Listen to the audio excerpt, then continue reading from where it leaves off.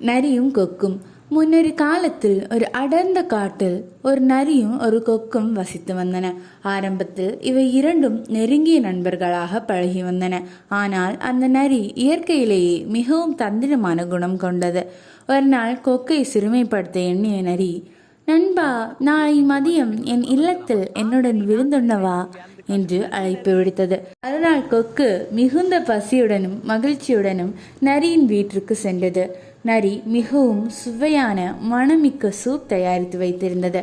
ஆனால் அந்த நரி வேண்டுமென்றே அந்த சூப்பை 2 மிகவும் தட்டையான தட்டுகள் ஊற்றி பரிமாறியது. நரி தனது நாவினால் சூப்பை எளிதாக நாக்கி தீர்த்தது. ஆனால் கொக்கின் நீண்ட அலகு அந்த தட்டில் மோதுமே தவிர ஒரு சொட்டு சூப்பை கூட அதால் குடிக்க முடியவில்லை. கொக்கு பசியால் வாடுவதைக் கண்டு நரி உள்ளுக்குள் சிரித்து கொண்டது. கொக்கு ஏதும் பேசாமல், நன்றி நண்பா, நாளை நீ என் வீட்டிற்கு விருந்துக்கு வர வேண்டும் என்று கூறி சென்றது. அடுத்த நாள் நரி கொக்கின் வீட்டிற்கு சென்றது. பழிக்கு பழி வாங்க நினைத்த கொக்கு நறுமணமிக்க உணவை ஒரு நீளமான மற்றும் குறுகிய கழுத்துள்ள ஜாடியில் போட்டு வைத்தது.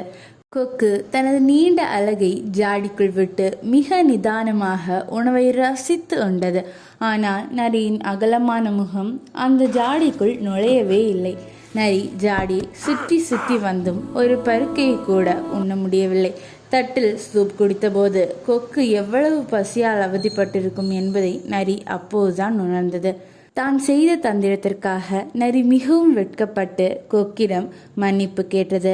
அன்றிலிருந்து நரி யாரையும் ஏமாற்றுவதில்லை என முடிவெடுத்தது. நீதி: தீமை செய்தால் அந்த தீமை நமக்கே திரும்ப வரும்.